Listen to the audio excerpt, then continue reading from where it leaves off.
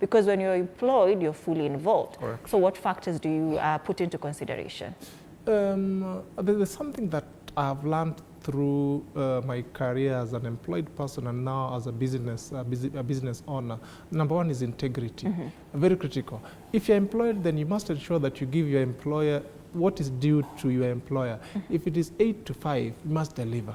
If it is a target, you must deliver. So that when you're transitioning from now your 8 to 5 job to what you want to do as a side hustle, then you've given your employer what is due to him. Remember, when Christ says, give to Caesar what belongs to Caesar. Right. Meaning, if I'm your employer and I demand you to do this X, Y, Z for me before I give you your salary, then ensure that that is done. So number one is integrity. Number two is a mental application of whatever you're doing or of your side hustle, meaning get immersed into whatever it is that you're doing. Just don't do it for the sake of doing it or for the sake of maybe earning a shilling or not, or two out of it. Remember during the COVID pandemic, most people who are employed got themselves doing roadside sales or roadside groceries. Yeah. But I think that those are not side hustles, but those were knee-jerk reactions to what was happening at that time, because at that time people had more hours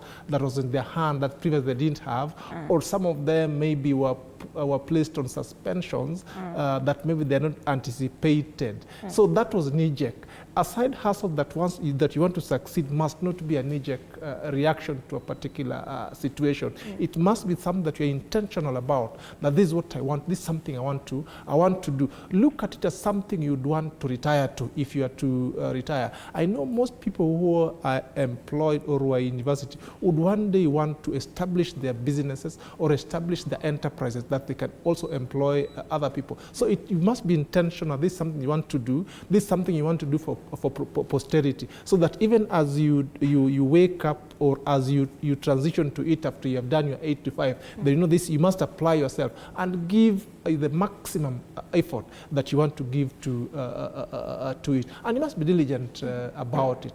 What I mean by being diligent, you must make sure that you can account for the time that you are putting into this business. Why am I saying that? If I am putting in, say, 2 or 3 hours a day, and I'm earning 100,000 maybe at the end of the month, then I can clearly see that if I put my whole day into it, then I can make maybe $1 million or 2 in a month. That is what being intentional about your side hustle is. And now that you talk about sometimes people selling on the streets, hawking, you don't consider that a side hustle, do you?